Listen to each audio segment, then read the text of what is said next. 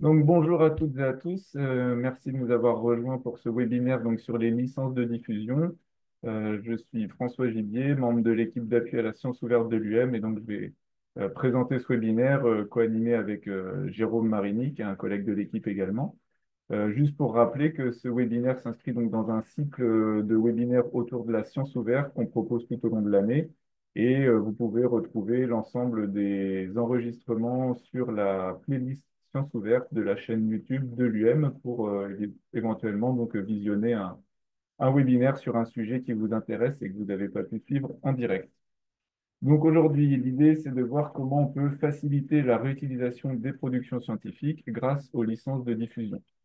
Et donc, le plan qu'on va vous proposer, ce sera un webinaire relativement court, hein, de 30 minutes a priori, avec une première partie un peu plus théorique pour contextualiser le sujet, un petit rappel sur la science ouverte, le droit d'auteur et les licences, et puis une deuxième partie un peu plus concrète avec des exemples justement de licences qu'on peut trouver pour les différents types de production scientifique, donc les articles, les données ou les logiciels.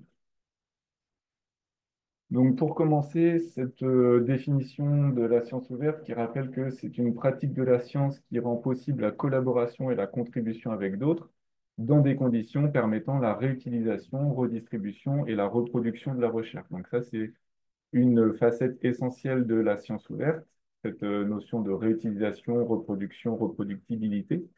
Et souvent, donc, quand on parle de science ouverte, on entend parler des principes FAIR, donc qui s'applique aux données de la recherche, mais plus largement à tous les produits de recherche qu'on peut partager. Et donc, c'est un acronyme qui veut que ces produits de recherche donc, soient faciles à trouver, accessibles, interopérables et réutilisables. Et donc, c'est notamment sur ce R du réutilisable que les licences de diffusion vont jouer, puisqu'elles vont permettre d'accroître la réutilisation des productions scientifiques. Donc, c'était ce rappel autour de cet enjeu de la science ouverte qui était important à faire au début pour resituer ensuite l'utilisation des licences.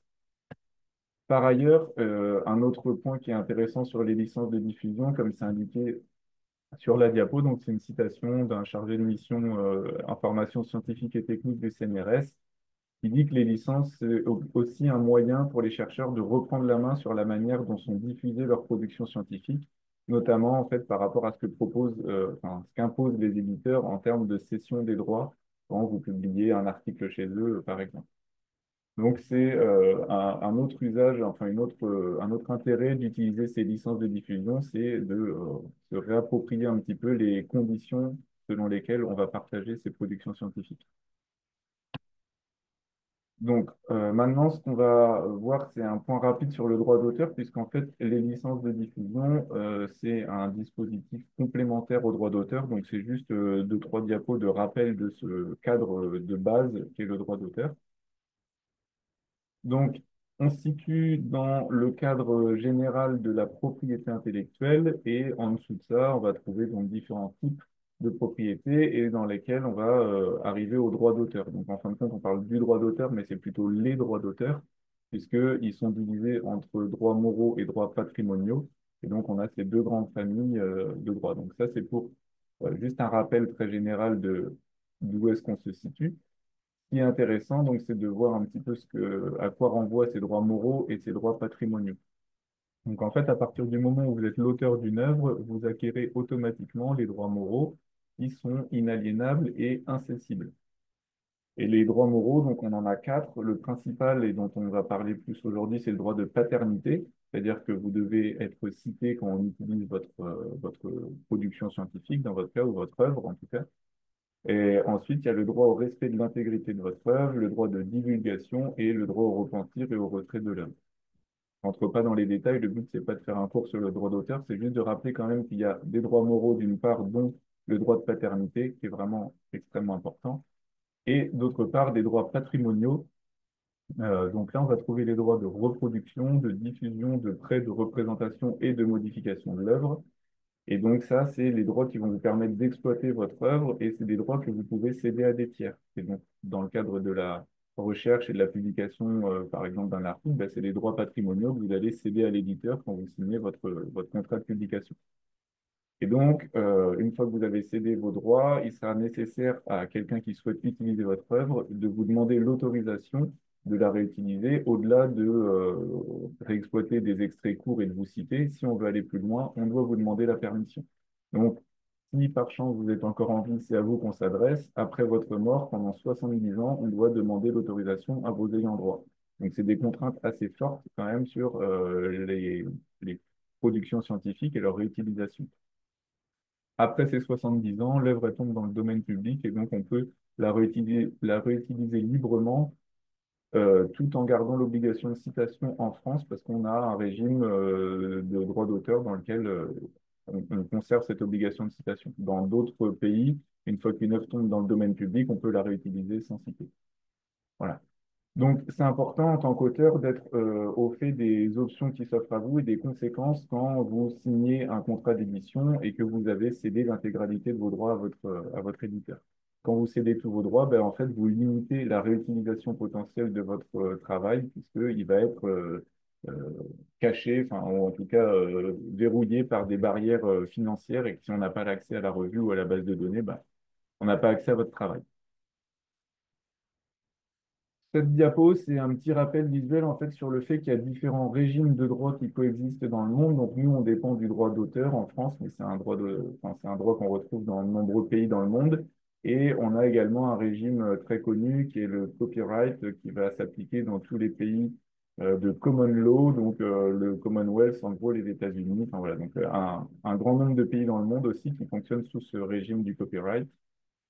Et à côté de ça, on a les licences de diffusion. Donc là, par exemple, les licences Creative Commons, mais c'est qu'un exemple. Les licences de diffusion qui sont un dispositif qui vient s'articuler au régime basique du droit d'auteur ou du copyright.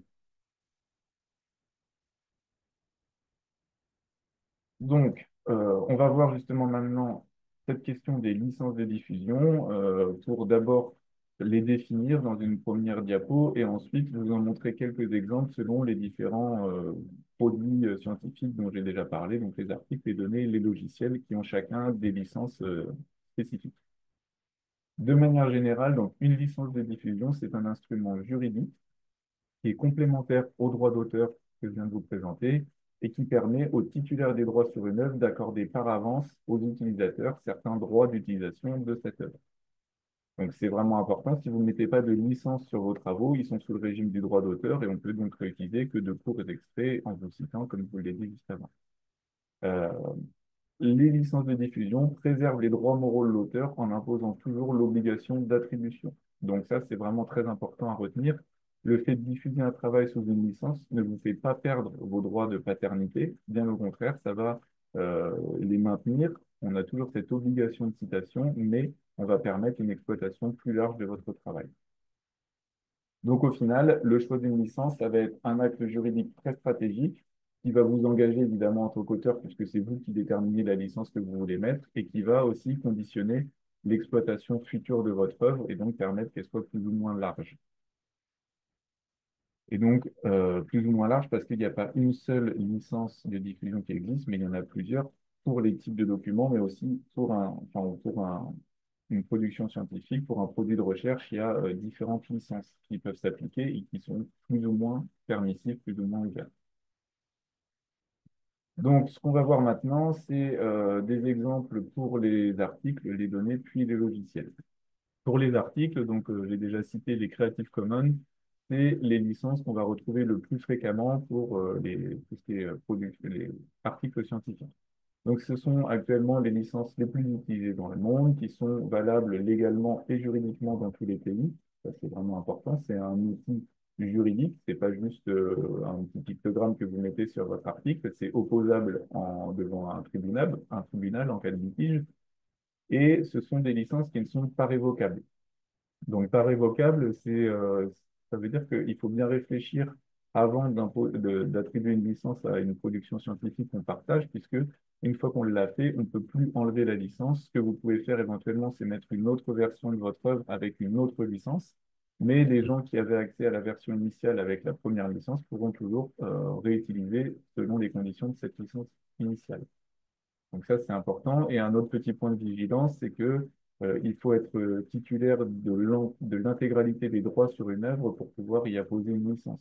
Si vous n'avez que des droits partiels sur une œuvre, vous ne pouvez pas choisir de lui attribuer une licence. C'est relativement logique, hein, mais voilà, c'était un petit rappel à faire sur ces licences Creative Commons. Maintenant, comment elles fonctionnent de manière concrète? On va trouver 6 licences différentes et donc c'est un système modularisé avec des libertés de base. Donc à partir du moment où vous attribuez une licence Creative Commons, vous avez le droit de reproduire, de distribuer et de communiquer l'œuvre au public. Ça, c'est constant. En plus, il y a une clause permanente qui est la paternité. Ça, je l'ai déjà dit juste avant, c'est que quand vous mettez une licence de diffusion, vous conservez l'obligation de citation et donc vous devez être crédité en tant qu'auteur. À l'inverse, évidemment, si vous réutilisez un travail qui est sous licence, vous devez citer les auteurs de l'œuvre originale. Et ensuite, dans les licences Creative Commons, on a 3 clauses optionnelles qui peuvent être combinées et donc qui aboutissent à ces 6 licences possibles. Donc, dans les clauses optionnelles, la première, c'est la SA, ça veut dire Same Attribution, donc c'est partage à l'identique. C'est-à-dire que quand vous avez cette licence, si vous utilisez un contenu qui est partagé sous licence CC BY SA et que vous republiez quelque chose à partir de ce travail-là, vous devez le republier avec la même licence et donc offrir aux autres les mêmes droits dont vous avez bénéficié. Donc, c'est partage dans des conditions identiques. Le ND, ça veut dire non-dérivative, pas de modification. Donc là, ça veut dire que vous devez conserver l'intégrité de l'œuvre et vous ne pouvez pas en faire une rediffusion partielle, par exemple, pas d'échantillonnage. Vous ne pouvez pas non plus faire de modifications sur l'œuvre, donc vous ne pouvez pas la traduire. Donc ça, c'est des contraintes. Donc vous accordez des libertés plus larges que le droit d'auteur classique, mais avec quand même des contraintes euh, de non-modification. Et la troisième clause optionnelle, c'est le NC pour non-commercial, donc vous n'autorisez pas un usage commercial de votre œuvre. À partir du moment où en fait une œuvre ou un travail est partagé avec une licence CC BY NC, une personne qui souhaiterait faire un usage commercial doit demander l'autorisation à l'auteur qui pourra l'attribuer ou non. Donc, c'est différents niveaux de restriction et donc vous pouvez combiner le NC, le SA et le NC et le ND pour arriver à ces 6 licences. Donc, je ne les détaille pas plus. On a fait un webinaire entier consacré au sujet. Enfin, oui, vous pouvez trouver avec le support et tout ça, toutes les informations complémentaires. Ce qui est intéressant aussi, c'est de noter qu'il y a un sélectionneur de licences qui vous aide à choisir la bonne licence parmi celles qui vous sont proposées. Donc, ça vous pose quelques questions très simples et en fait, en fonction de vos réponses, ça vous dirige vers la licence la plus adaptée pour l'usage que vous souhaitez autoriser. Pour illustrer un peu sur ces licences Creative Commons, un petit point juste pour montrer en fait où est-ce qu'on trouve les licences, parce que c'est pas toujours quelque chose de très connu. En fin de compte, les licences, elles vont sur un article scientifique, elles vont se trouver sur la page de l'éditeur évidemment, mais elles doivent aussi se retrouver dans le PDF et on va les trouver le plus souvent sur la page d'accueil sur la page de garde pardon, du fichier ou avant la bibliographie vers la fin de l'article.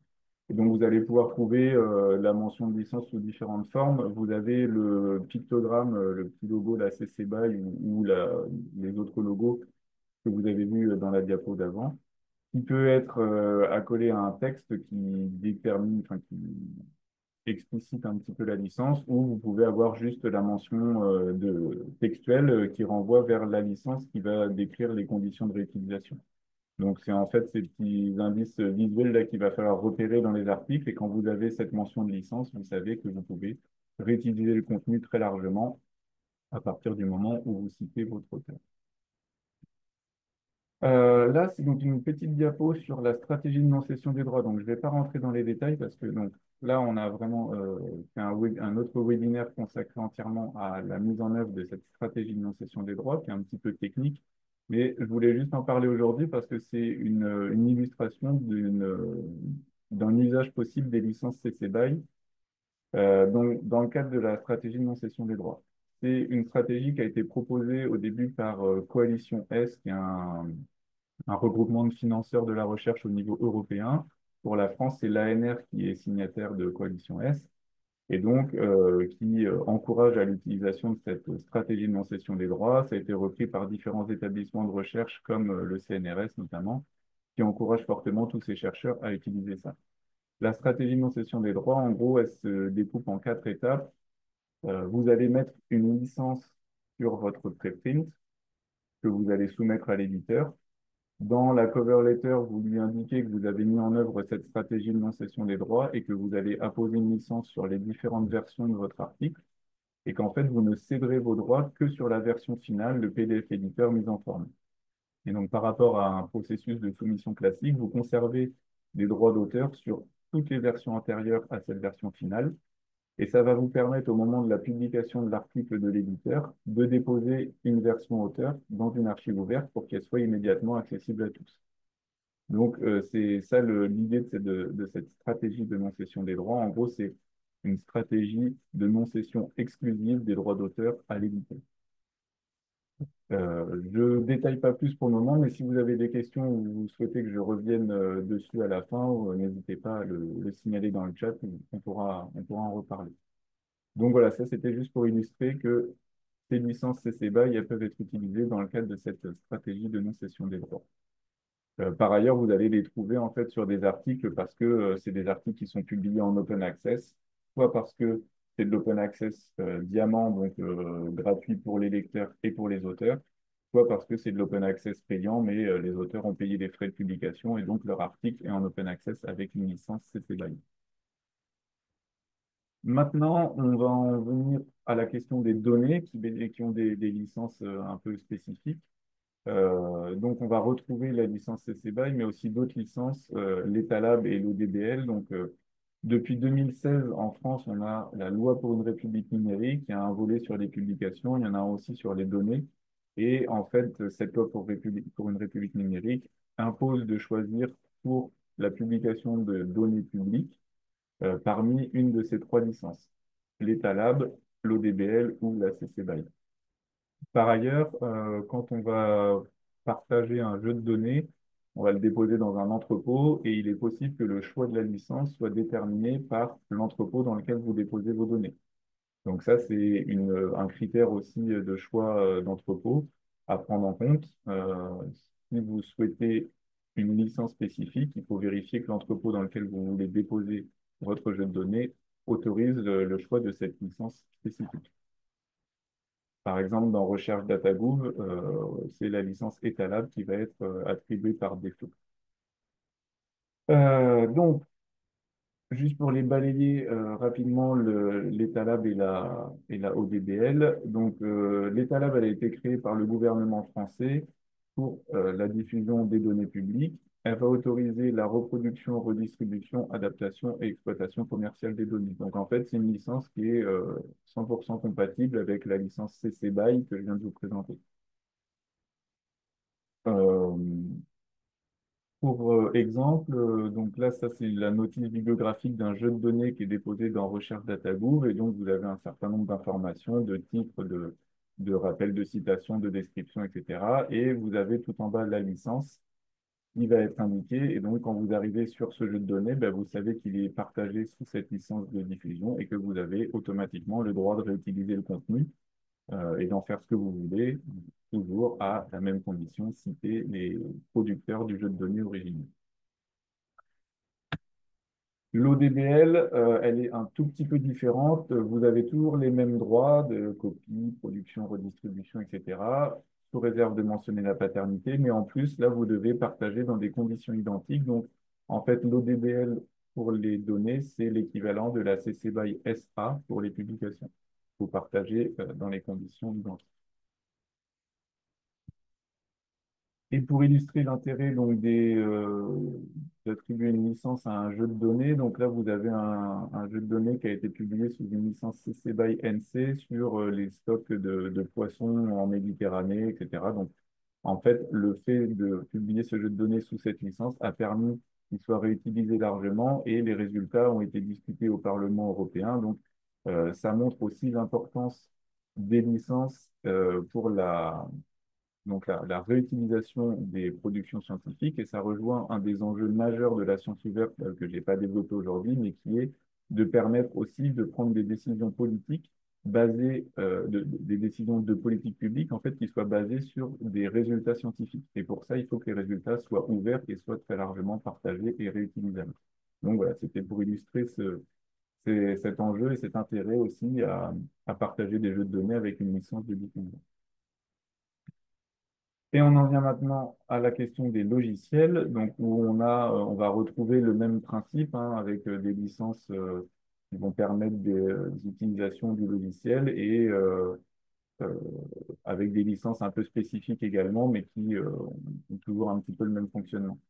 Donc, dans le choix le cadre d'un logiciel, le choix de la licence est primordial parce que ça va conditionner la réutilisation et les évolutions du logiciel. Et donc, c'est un fonctionnement évidemment un petit peu différent qu'un article ou un jeu de données, mais c'est encore plus important de permettre de faire évoluer le logiciel.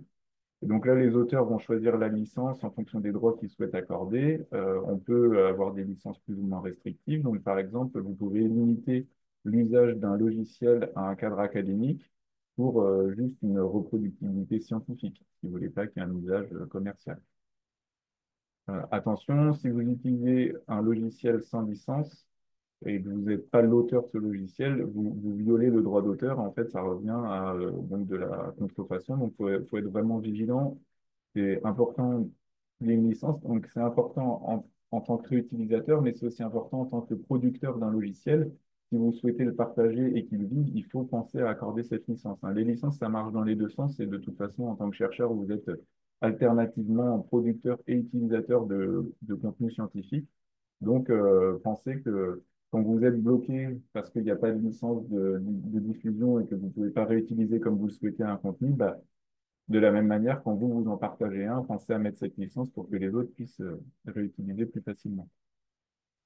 Et donc, dans le cadre d'un logiciel, il y a aussi la question de la compatibilité juridique de la licence que vous choisissez avec les briques logicielles que vous avez pu réutiliser pour produire votre logiciel et la compatibilité des licences des différentes briques entre elles. Donc, c'est un jeu juridique un petit peu qui peut devenir vite ardu, mais il faut en effet s'assurer que si vous réutilisez des briques A et B, elles soient compatibles entre elles et que la brique C que vous avez produite soit la licence de la brique C soit compatible avec les licences des briques A et B.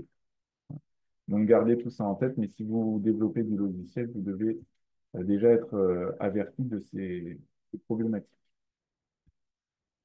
Donc, pour les logiciels, tout comme pour les données et pour les publications, il existe différents types de licences qui sont plus ou moins permissives. Donc, on parle de licences sans copyleft, avec un copyleft faible ou fort. Et donc, plus la licence est permissive, plus elle va offrir des possibilités de réutilisation, modification et distribution importantes. Je pense que ça, vous l'aurez compris. Voilà, c'est comme la CC BY présentée tout à l'heure par rapport à la CC BY NCNB qui autorise la réutilisation, mais moins. Voilà, juste pour l'anecdote, les licences Cécile, c'est des licences françaises qui ont été produites par le CEA, le CNRS et l'INRIA pour le début de l'acronyme, et les deux L, c'est pour le logiciel libre. Donc, en fait, voilà, c'est un peu comme l'État-Lab pour les données. On a des licences, des fois, qui sont produites dans un cadre national, mais qui sont compatibles avec des licences produites dans un cadre international. Donc, voilà, il y a une articulation qui se fait pour que, en fait, ce soit pas bloquant et que, quand on attribue une licence, on permette la réutilisation la plus large possible. Pour terminer, un petit exemple de logiciel ouvert, donc WebOps, qui permet d'observer en temps réel des phénomènes naturels, donc notamment euh, des pays qui s'en servent pour surveiller leurs volcans. Euh, Ce logiciel, il est distribué sous une licence diffusive, donc il y a des dizaines de publics qui ont pu s'appuyer dessus pour être publiés. Et du coup, il a été lauréat du prix Sciences ouvertes du logiciel libre de la recherche en 2022. Donc, voilà, c'était aussi un petit exemple pour illustrer l'intérêt et l'importance d'attribuer des licences les plus libres possibles à vos logiciels pour permettre leur réutilisation. Voilà, messieurs, dames, j'en ai terminé avec cette présentation des licences de diffusion. Juste pour information, les prochains webinaires qu'on vous propose, ce sera le 10 juin sur les enjeux de la reproductibilité des données et le 24 juin sur les entrepôts de données pour bien les connaître et bien les choisir. Voilà. Et donc, on a, comme je vous l'ai dit au tout début, une playlist Sciences ouvertes dans la chaîne YouTube de l'UM où vous pouvez retrouver tous les webinaires qu'on propose au fil de l'année. Et avant de vous laisser la parole, si vous avez des questions, je vous signale qu'on a différentes adresses auxquelles vous pouvez nous contacter. Si c'est pour des questions autour des publications, ce sera plutôt à l'assistance. Pour tout ce qui est données, on a données recherche. Et si c'est des questions plus générales autour de la science ouverte et des formations que vous souhaiteriez suivre, eh bien, vous contactez SCD Formateur et donc on se fera un plaisir de vous accompagner.